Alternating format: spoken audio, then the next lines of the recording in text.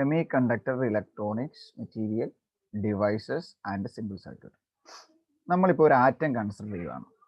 Okay, അപ്പൊ നമുക്കറിയാം ഈ ആറ്റത്തിന്റെ സെൻട്രൽ എന്തുണ്ട്? ഒരു ന്യൂക്ലിയസ് ഉണ്ട്. ആ ന്യൂക്ലിയസിലുള്ള പ്രോട്ടോണിന്റെ എണ്ണം നമ്മൾ ഇസഡ് കൊണ്ട് റെപ്രസെന്റ് ചെയ്യും, അല്ലേ? അത്ര നമ്പർ ഓഫ് ഇലക്ട്രോൺസ് എവിടെയുണ്ട്? ഇതിന്റെ പുറത്തുള്ള ഓരോ ഷെല്ലിലും ഉണ്ട്. ലെറ്റ് കൺസിഡർ, ഇപ്പം ഇത് 5 ആണെങ്കിൽ 2 8 ആ ഒരു ഫോമിലാണല്ലോ. 2 8 അങ്ങനെയാണ് ഷെഡ് ചെയ്യുന്നതെങ്കിൽ ആദ്യത്തതിൽ 2 എണ്ണം, രണ്ടാമത്തതിൽ ഈക്വൽ സ്പേസ് ആയിട്ട് 3 എണ്ണം. അപ്പം 2 3 if Z is equal to 5.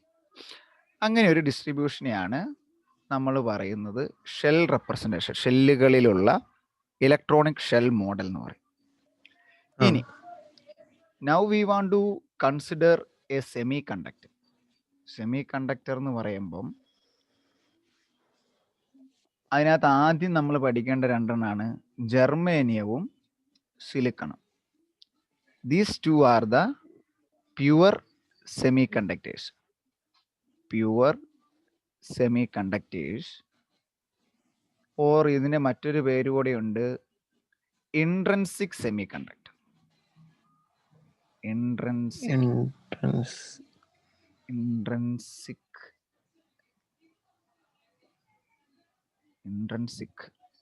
Semi conductor പറഞ്ഞുതരാം. അപ്പം ആദ്യം നമ്മൾ പറയുന്നു, നമ്മളുടെ കണ്ടക്ഷൻ അനുസരിച്ച് മെറ്റീരിയലിനെ നമ്മൾ 3 ആയിട്ട് തരംതിരിച്ചു. ഏതൊക്കെയുണ്ട്? കണ്ടക്ടർ ഉണ്ട്, സെമി കണ്ടക്ടർ ഉണ്ട്, ഇൻസുലേറ്റർ ഉണ്ട്. അപ്പൊ അതിനകത്ത് നമുക്ക് ഈ ചാപ്റ്ററിൽ ഡിസ്കസ് ചെയ്യേണ്ടതും പഠിക്കേണ്ടതുമാണ് സെമി കണ്ടക്ടർ.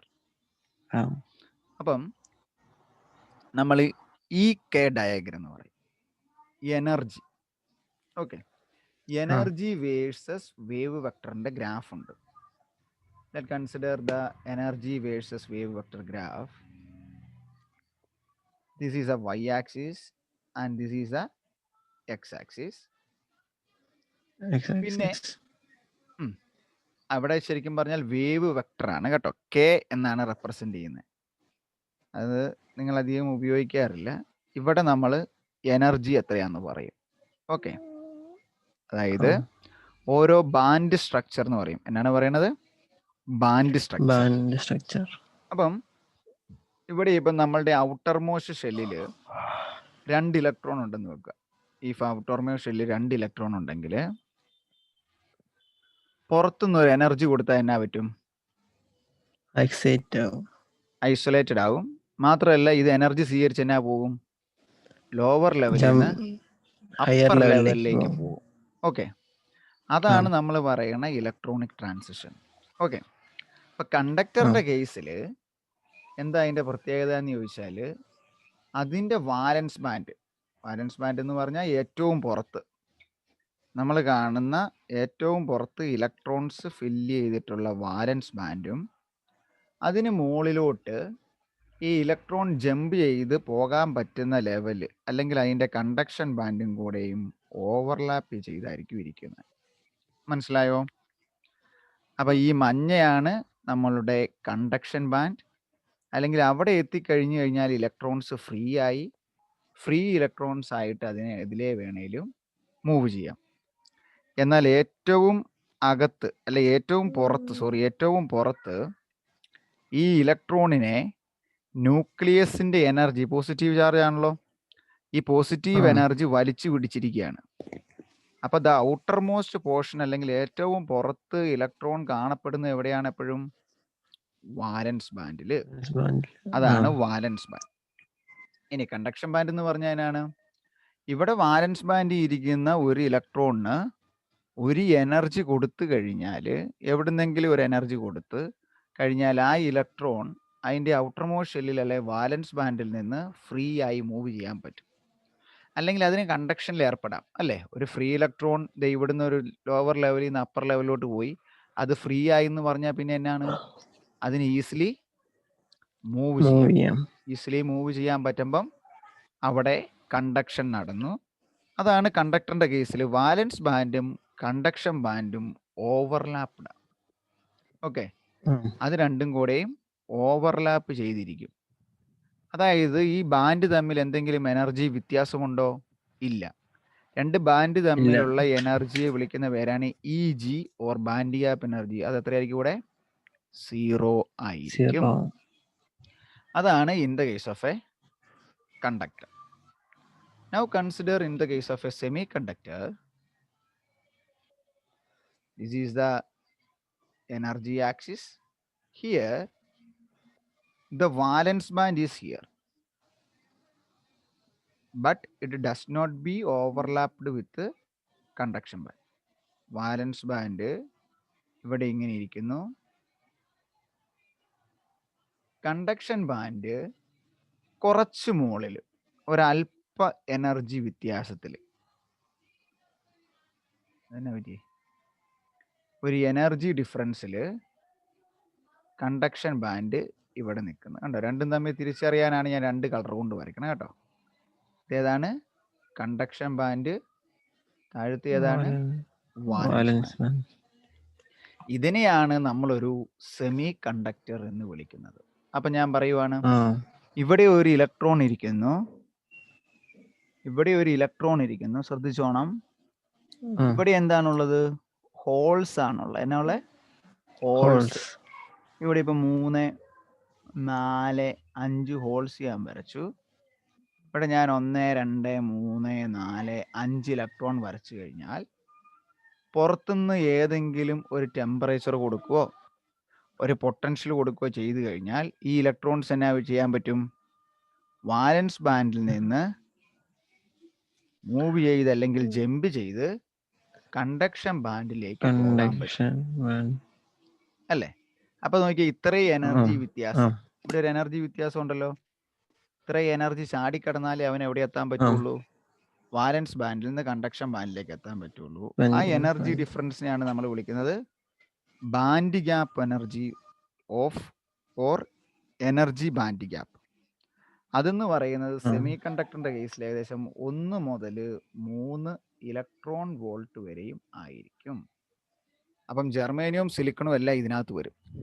അപ്പം ജെർമേനിയം അല്ലെ സിലിക്കൺ അല്ലെങ്കിൽ ഒരു പ്യുവർ സെമി കണ്ടക്ടറാണ് എന്നാ പറഞ്ഞേ?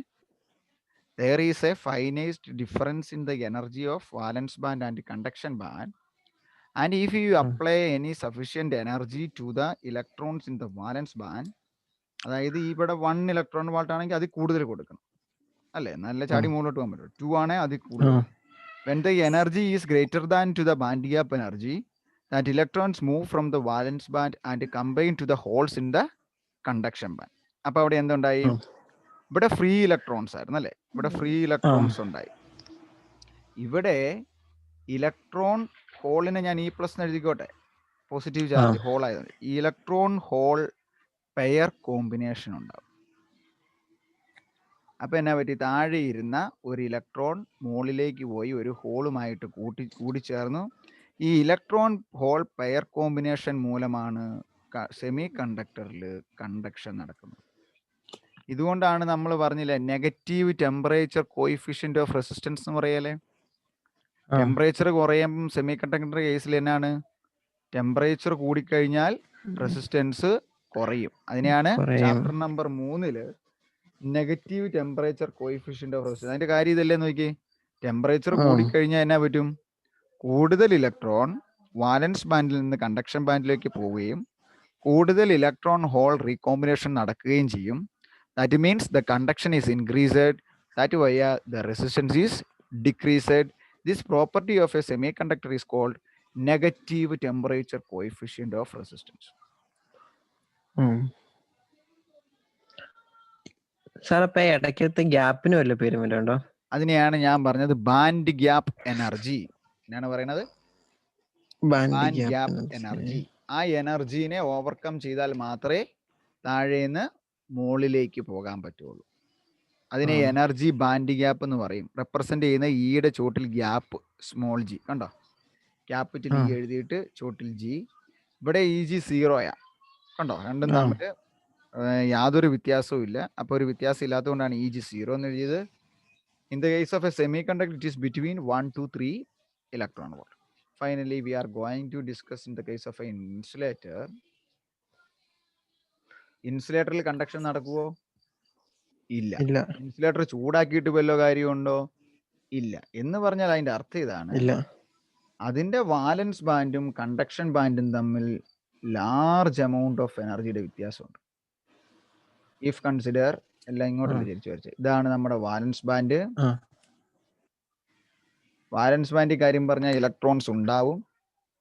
കണ്ടക്ഷൻ ബാൻഡ് എന്ന് പറയുന്നത് ഇവിടെ ഒരു ലാർജ് ഗ്യാപ്പ് ഇട്ട് വരയ്ക്കും. ദാറ്റ് മീൻസ് നമ്മൾ പുറത്തുനിന്ന് ഒരു സഫീഷ്യന്റ് എനർജി കൊടുത്താലൊന്നും ഇത് ഓവർലാപ്പ് ചെയ്യാൻ പറ്റില്ല. എന്ന് പറഞ്ഞു കഴിഞ്ഞാൽ the band gap is very high and this energy is greater than 3 electron. അതിനെയാണ് നമ്മൾ ഇൻസുലേറ്റർ എന്ന് പറയുന്നത്. Eg is always be greater than 3 electron volt. Then there is no combination of electrons and holes in the material. അല്ലെങ്കിൽ if you supply any sufficient amount of energy, the electron does not move from the valence band to conduction band. There is no combination of electron hole pair. That means the conductivity is equal to 0. So insulator, there is no conduction because the energy difference between valence band and conduction band is very large, or band gap is very large. Very clearly? ഇതാണ് conductor, semi conductor, insulator എന്നിവരുടെ difference. So ആദ്യം നമുക്ക് intrinsic semi conductor എന്നാന്ന് നോക്കാം.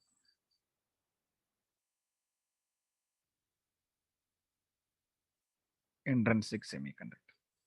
That means it is a pure semiconductor. എന്താണ്? Pure semi conductor ആണ്. ഏതൊക്കെയുള്ളെന്നാണ് ഞാൻ പറഞ്ഞത്? ജർമേനിയവും സിലിക്കണും. കാരണം ഇതാണ്, ജർമേനിയത്തിന്റെ ആറ്റോമിക് നമ്പർ 32, സിലിക്കണിന്റെ 14. ഈ 32 എഴുതിയ 2, 8, 18, 4 എന്ന് എഴുതാം. ഓക്കെ.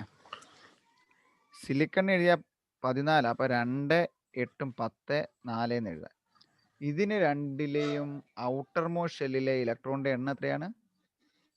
4. അപ്പൊ അതാണ് അതിന്റെ ആദ്യ പ്രത്യേകത.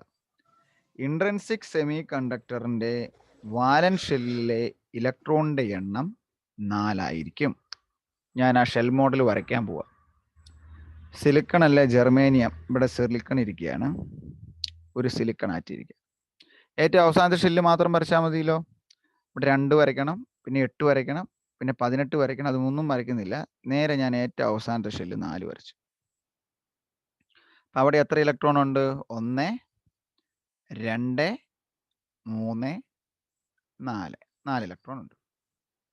ഇതിന് കെമിക്കൽ റിയാക്ഷൻ പൂർത്തിയാക്കണമെങ്കിൽ ഇതിന്റെ ഔട്ടർ മോസ്റ്റ് ഷെല്ലിൽ എത്ര ഇലക്ട്രോൺ വേണം? 8 ഇലക്ട്രോൺ വേണം.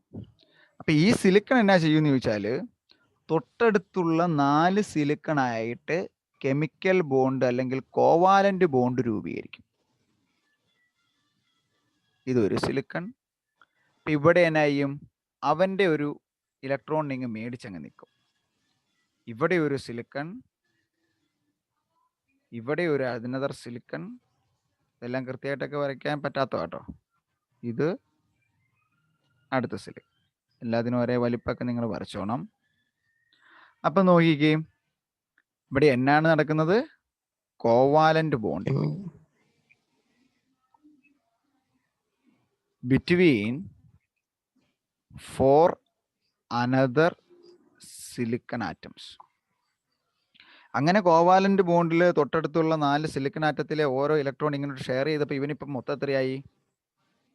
8 എണ്ണായി. അത് അതിൻ്റെ ഒക്ടന്റ് പൂർത്തിയാക്കി, അത് അതിൻ്റെ റിയാക്ഷൻ കംപ്ലീറ്റ് ആക്കി, അല്ലേ സ്റ്റെബിലിറ്റിയിലെത്തി, അല്ലേ? ഇങ്ങനെ ഒരു മെറ്റീരിയൽ അല്ലേ ജർമേനിയം അല്ലേ സിലിക്കൺ എന്ന് പറഞ്ഞു കഴിഞ്ഞാൽ അതിന്റെ കണ്ടക്ടിവിറ്റി കുറവായിരിക്കും. എന്നാ അതിന്റെ പ്രത്യേകത? കണ്ടക്ടിവിറ്റി കുറവായിരിക്കും. എന്ന് വെച്ചാൽ ഫ്രീ ഇലക്ട്രോൺ വല്ല എവിടെയുണ്ടോ? ഇല്ല. There is no free electrons. There is no holes. So in the case of a pure semiconductor, that is called intrinsic semiconductor, it has 4 electrons in the valence shell. It share its electron with the neighbor silicon atoms and it form covalent bond and it complete the octet and it completely involved in the chemical reaction. There is no free electrons and there is no holes. So it has less conductivity. Okay. അപ്പോൾ ഇങ്ങനെ ഇരിക്കുന്ന ഒരു semi കണ്ടക്ടറിലെ germanium എന്ന് പറയുന്ന അല്ലെ silicon എന്ന് പറയുന്നവരുടെ conductivity കുറവായതുകൊണ്ട് അവരെ കൂടുതൽ ഉപയോഗപ്രദമാക്കാൻ വേണ്ടി അതിനകത്തേക്ക് 2 ഇമ്പ്യൂരിറ്റികൾ ആഡ് ചെയ്യും. അങ്ങനെ ഇമ്പ്യൂരിറ്റികൾ ആഡ് ചെയ്യുന്ന സെമി കണ്ടക്ടറെ നമ്മൾ വിളിക്കുന്ന പേരാണ് എക്സ്ട്രിൻസിക് സെമി കണ്ടക്ടർ.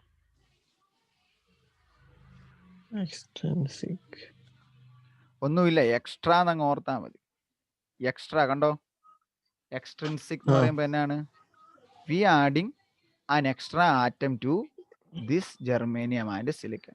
നമ്മുടെ ഇപ്പോൾ സിലിക്കണ വരയ്ക്കാൻ എളുപ്പം, എന്നുവെച്ചാൽ അതുകൊണ്ട് ഞാൻ വരച്ചോളൂ. ഏത് വരച്ചാലും we add some impurities, add or extra add impurities. ഇപ്പം ഞാൻ പറഞ്ഞ പോലെ ഇമ്പ്യൂരിറ്റീസ് ആഡ് ചെയ്താൽ എങ്ങനെയായിരിക്കണം? ഒന്നെങ്കിൽ അത് എക്സസ് ഇലക്ട്രോൺ കിട്ടണം, അല്ലേ? എക്സസ് ഇലക്ട്രോൺ, അല്ലെ ഒരു ഇലക്ട്രോണേലും കൂടുതൽ ഫ്രീ ഇലക്ട്രോണിനെ തന്നെ, അല്ലെങ്കിൽ അത് ഒരു എക്സസ് ഹോളിനെ തന്നെ, അല്ലെങ്കിൽ ഒരു ഹോളിനെ തന്നെ. അപ്പം അതെങ്ങനെ ചെയ്യാൻ പറ്റുമെന്നുള്ളതാണ്. there are 2 type of extrinsic semiconductor. First one p type, second one n type. അപ്പം ഞാൻ പറഞ്ഞു നമ്മുടെ സിലിക്കൺ ആറ്റം നടുക്കിയിരിക്കുകയാണ്. ഇവന് എത്ര ഇലക്ട്രോൺ ഉണ്ട്? 4 എണ്ണം. 4. പി ടൈപ്പ് എന്ന് പറയുമ്പോൾ പോസിറ്റീവ് നോക്കുക കേട്ടോ. P for positive. Positive charge ഉള്ള ആരാണ്? ഹോളാണ്. അപ്പം ഹോള് തരുന്ന, അതായത് ട്രൈവാലന്റ് ഇമ്പ്യൂരിറ്റി ആഡ് ചെയ്യണം. ഏതാണ്? ട്രൈവാലന്റ്. അപ്പം അവസാനത്തെ ഷെല്ലിൽ എത്ര എണ്ണേ ഉള്ളൂ? 3 ഇലക്ട്രോണേ ഉള്ളൂ, അല്ലേ? അവസാന ഷെല്ലിൽ എത്രയുണ്ട്? 3 ഇലക്ട്രോൺ ഉണ്ട്. അപ്പം ഇവൻ ഇവിടെ ഒരു ട്രൈവാലന്റ് ഇമ്പ്യൂരിറ്റി, വേണമെങ്കിൽ ഒരു പേര് പറഞ്ഞുതരാം, അലുമിനിയം. ഇത് നമ്മുടെ സിലിക്കൺ തന്നെ. ഇവിടെ അടുത്ത അലുമിനിയം, ഇവിടെ അടുത്ത അലുമിനിയം, ഇവിടെ എന്നാ പറ്റും? അടുത്ത അലുമിനിയം. അപ്പം ഇവിടെ എന്നാ പ്രത്യേകത പറ്റിയത്? ഇവിടെ ഈ അലുമിനിയത്തിന് എത്ര എണ്ണേ ഉള്ളൂ? അലുമിനിയത്തിന്റെ വാലൻസ് ഷെല്ലിൽ ട്രൈ ആണ്, 3 എണ്ണേ ഉള്ളൂ. അപ്പം 4 എണ്ണം വേണമല്ലോ കംപ്ലീറ്റ് ചെയ്യാൻ. അപ്പം 3 എണ്ണം വന്നിട്ട് 4ാമത് എന്നാ പറ്റും? ഒരു ഹോൾ ഉണ്ടാകും, ഇലക്ട്രോൺ ഇല്ലാത്തൊരവസ്ഥ. മനസ്സിലായോ? അപ്പൊ ഓരോ അലുമിനിയത്തെ ആറ്റം എന്ത് തരും? ഓരോ ഹോൾ തരും. അപ്പം ഒരു നെറ്റ് പോസിറ്റീവിന് അല്ലെങ്കിൽ 4 ഹോൾസ് കിട്ടിയില്ലേ ഇപ്പം, അല്ലേ? 4 അലുമിനിയം ആറ്റം ചേർത്ത് കഴിഞ്ഞാൽ, റിയാക്ഷനിൽ ഏർപ്പെട്ട് കഴിഞ്ഞാൽ, ഇതിനകത്തുള്ള ഇലക്ട്രോൺ ഇവിടെ ഷെയർ ചെയ്യട്ടെ. അപ്പോൾ ഒക്ടന്റ് കംപ്ലീറ്റ് ആയി. പക്ഷെ എന്ത് പറ്റും? എവിടെയെങ്കിലും ആയിട്ട് ഇതൊന്ന്, ഇത് 2, ഇത് 3, ഇത് 4 ഹോൾസ് എന്നാ പറ്റും? ഈ മെറ്റീരിയലിനകത്ത് ഡെവലപ്പ് ചെയ്യും. അപ്പോൾ എന്നാ പറ്റി? കണ്ടക്ടിവിറ്റി കൂടുമല്ലോ, ഹോൾസ് ഉണ്ട്. ഒരു നെഗറ്റീവ് പൊട്ടൻഷ്യൽ എവിടെയെങ്കിലും കൊടുത്തു കഴിഞ്ഞാൽ ഈ ഹോളെല്ലാം അങ്ങോട്ട് പൊക്കോളും, അല്ലെ? പോസിറ്റീവ് കൊടുത്താൽ ഇതിനെല്ലാം അങ്ങോട്ട് തള്ളിവിടാം. That is called P type semiconductor. First point ഇതാണ്. By the addition of trivalent impurity. Second point ഇതാണ്. അലുമിനിയം, ബോറോൺ, ഗാലിയം, ഇൻഡിയം, ഇത്രയെണ്ണം മാത്രമേ ഉള്ളൂ. ഇതിലേതെങ്കിലും ഒരെണ്ണം ജർമേനിയമായിട്ടോ സിലിക്കൺ ആയിട്ടോ ബോണ്ടിങ്ങിൽ ഏർപ്പെടുമ്പം ഇറ്റ് പ്രൊഡ്യൂസ്ഡ് ഹോൾസ് ഫോംഡ്. ഇപ്പൊ ഹോൾ എന്ന് പറഞ്ഞു കഴിഞ്ഞാൽ എന്നാണ്? ഒരു ഇലക്ട്രോൺ ഉണ്ട്, അവനെ സ്വീകരിക്കാൻ പറ്റിയല്ലേ, വേറെ എവിടെയെങ്കിലും ഒരു ഇലക്ട്രോൺ മിച്ചം വന്നാ അപ്പൊ നമ്മൾ അവനെ വിളിക്കുന്ന പേരാണ് അക്സെപ്റ്റർ. ഇലക്ട്രോണിനെ സ്വീകരിക്കുന്നതുകൊണ്ട് എന്നാ പറയും? Acceptor impurity.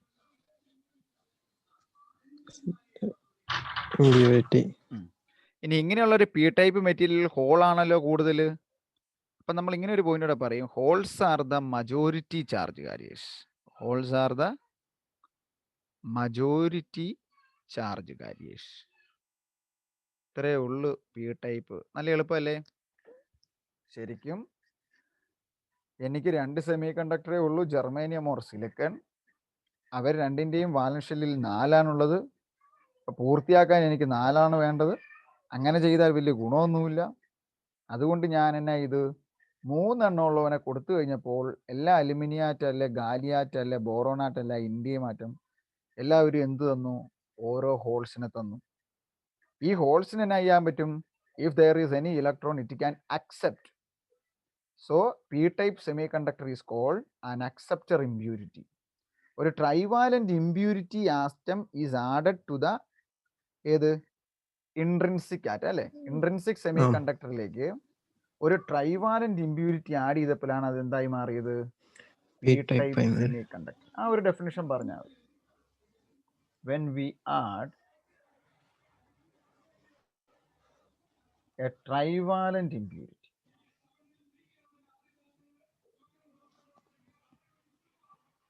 only has 3 electrons, പിന്നെ ഫോം ചെയ്യുന്ന 1 ഹോൾ അല്ലേ? 1 hole formed, 3 electrons in valence shell. അതിനെയാണ് നമ്മൾ ട്രൈവാലന്റ് എന്ന് പറഞ്ഞത്. എഴുതിയിടാവോ ദീപക്കെ? ഞാനപ്പോൾ ഇച്ചിരി വെള്ളം കുടിക്കാം. മനസ്സിലായല്ലോ? ഇനി സംശയമൊന്നുമില്ലല്ലോ അതിനകത്ത്? ഇല്ല. ഇൻട്രിൻസിക് എന്ന് പറഞ്ഞാലാണ് 2 എണ്ണേ ഉള്ളൂ. പ്യുവർ സെമി കണ്ടക്ടർ ആണ് ഇൻട്രിൻസിക്. അതിന്റെ വാലൻസ് ഷെല്ല് 4 ആയിരിക്കും. ഈ ഫിഗർ വേണം. എക്സ്ട്രാ നമ്മൾ എന്തെങ്കിലും ആഡ് ചെയ്യുവാണ് കണ്ടക്ടിവിറ്റി കൂട്ടാൻ, അത് 2 രീതിയിൽ കൂട്ടാം. ഒന്നെങ്കിൽ ഹോളിനെ ക്രിയേറ്റ് ചെയ്യാം, അല്ലെ കൂടുതൽ ഇലക്ട്രോണിനെ കൊടുത്താൽ മതി. അതിനകത്ത് പോസിറ്റീവ് ആണ് പി ടൈപ്പ്. പി ടൈപ്പിന് പോസിറ്റീവ് ആകുമ്പോൾ ഹോളാണ്. ഹോൾ എന്ന് പറയുമ്പോൾ ഒരു ഹോള് മിച്ചം വരണം. അപ്പം 3 എണ്ണം ഉള്ളതേ കൊടുക്കാവുള്ളൂ. ട്രൈവാലന്റ് ഇമ്പ്യൂരിറ്റി കൊടുക്കണം. അതിന്റെ example aluminium, boron, gallium, indium ആണ്. അപ്പോൾ ഒരു ഹോൾ ഉണ്ടാകും. എനിവേ ഒരു പൊട്ടൻഷ്യൽ കൊടുത്തു കഴിഞ്ഞാൽ അല്ല ഇലക്ട്രോൺ എവിടെയുണ്ടെങ്കിൽ ഈ ഹോള് ഈ ഇലക്ട്രോണായി ചേർന്ന് വെച്ച് ഇലക്ട്രോൺ പെയർ കോമ്പിനേഷൻ ഉണ്ടാകും, കണ്ടക്ടിവിറ്റി കൂടും. Here whole are the majority charge carriers and electron as a minority charge carriers. അങ്ങനെയും കൂടെ പറയും കേട്ടോ. ക്ലിയർ?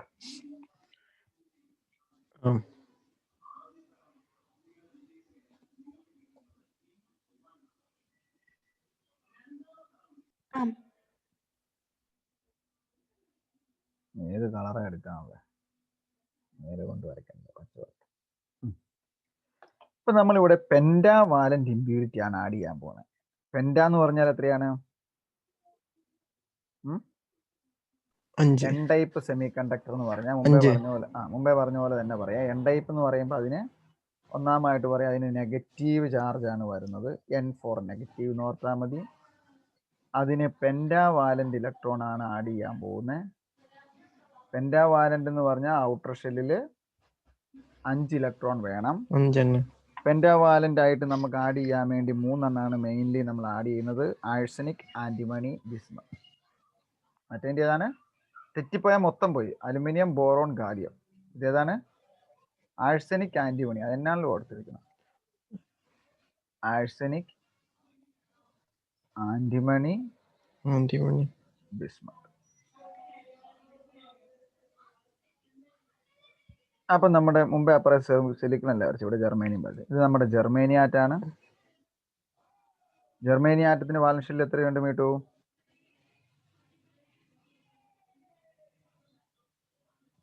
ഇറങ്ങിപ്പോയാ? 1, 2, 3, 4 എണ്ണം ഉണ്ട്. ഈ ജർമേനിയത്തിന് ഇനി പൂർത്തിയാക്കാൻ വേണ്ടി എത്ര എണ്ണം വേണം? 4 എണ്ണം വേണം. അപ്പൊ ഞാൻ പറഞ്ഞത് 5 എണ്ണമുള്ള ഒരുത്തിന് ഇങ്ങോട്ട് കൊടുക്കുവാണ്. അപ്പൊ 5 എണ്ണത്തിനുള്ള ഒരുത്തിന് ഇങ്ങോട്ട് കൊടുത്തപ്പോ ഇവന്റെ ഒരെണ്ണത്തിന് ഇവിടെ സ്വീകരിച്ചു. പിന്നെ ഇതിന്റെ 1, 2, 3, 4 എണ്ണം വന്നു കഴിഞ്ഞാൽ പിന്നെ ഒരു ഇലക്ട്രോൺ എന്നാ പറ്റി? ഫ്രീ ആയി. കണ്ടോ? തൊട്ടപ്പുറം അടുത്ത് ജർമ്മനി ഇരിക്കുക. അപ്പൊ അവനും എത്ര മതി? 4 എണ്ണം മതി. അപ്പൊ പെൻഡാവാലന്റ് ഇമ്പ്യൂരിറ്റി ആണെങ്കിൽ അവിടെ മുമ്പത്തെ കേസിൽ ഹോള് ഫ്രീ ആയ പോലെ ഇവിടെ ഓരോ പെൻഡാവാലന്റ് ആറ്റത്തിൽ നിന്നും ഓരോ ഇലക്ട്രോൺസ് ഫ്രീ ആകും. ഇവിടെ ഒരു ഫ്രീ ഇലക്ട്രോൺ ഇവൻ തരും. ഇവിടെ നമ്മൾ ഉപയോഗിക്കുന്നത് ആഴ്സനിക് ഓർ ആന്റിമണി കേട്ടോ. Arsenic SB എന്നെങ്ങാണ്ട് എഴുതണേ. SB എന്നെങ്ങാണ്ട് എഴുതണം. അതുകൊണ്ടാണ് ഞാൻ ആർസനിക് എഴുതുന്നത്. ഞാനത് നോക്കിയില്ല. ഇവിടെയും 1, 2, 3, 4 അവന് തന്നെയും ഒരു ഫ്രീ ഇലക്ട്രോൺ പുറത്ത് കൊടുക്കും. അല്ലെ കെമിക്കൽ റിയാക്ഷൻ ആയിട്ട് പൂർത്തിയാക്കി കഴിയുമ്പോഴത്തേന് ഒരു ഇലക്ട്രോൺ മിച്ചം വരും അല്ലേ? ഇവിടെ ഇപ്പൊ മൊത്തം എത്രയെണ്ണം മിച്ചം വന്ന്? 1, 2, 3, 4. ഓരോ പെൻഡാവാലന്റ് ഇലക്ട്രോണും ഓരോ ഇലക്ട്രോണിനെ മിച്ചം തരും. ശരിയല്ലേ? ഒക്ടന്റ് പൂർത്തിയാക്കാൻ 4 എണ്ണം വീതം മതി. അപ്പൊ ഓരോന്നിന്റെയും ഓരോ ഇലക്ട്രോണിനെ അല്ലെങ്കിൽ 5th ഇലക്ട്രോൺ എന്ന് പറയുന്നത് ഫ്രീ ആകും അല്ലേ?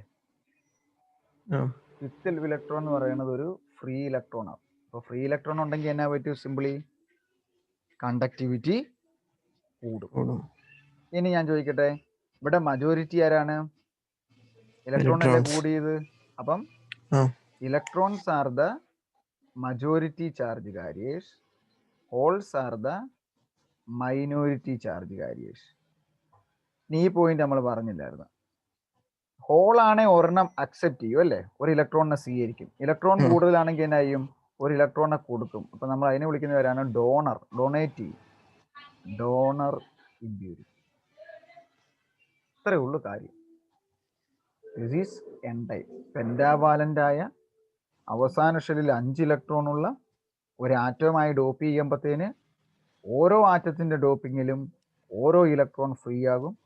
അത് മീൻസ് 4 ഡോപ്പിങ്ങിൽ 4 കോവാലന്റ് ബോണ്ട് രൂപപ്പെട്ട് കഴിയുമ്പം ഒരു ജർമേനിയത്തിന് ചുറ്റും 4 ഫ്രീ ഇലക്ട്രോൺ ഉണ്ടാകും. അങ്ങനെ ഉണ്ടായ ഫ്രീ ഇലക്ട്രോൺ മൂലം കണ്ടക്ടിവിറ്റി കൂടും. അവിടെ ഇലക്ട്രോൺ കൂടുതലായതുകൊണ്ട് ഇലക്ട്രോണിനെ മജോറിറ്റി ചാർജ് കാരിയർ എന്നും, ഹോൾ അവിടെ ഇല്ലാത്തതുകൊണ്ട് ഹോളിനെ മൈനോറിറ്റി ചാർജ് കാരിയർ എന്നും വിളിക്കും.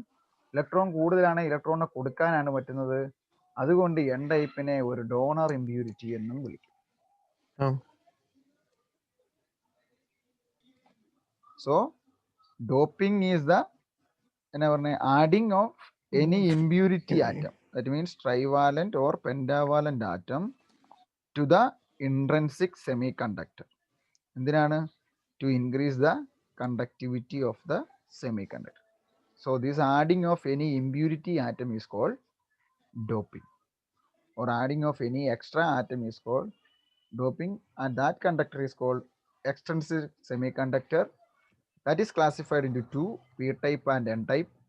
In p-type it combined with a trivalent atom like aluminum, boron, gallium. And in n-type, it combined with a pentavalent atom like arsenic, antimony, and bismuth.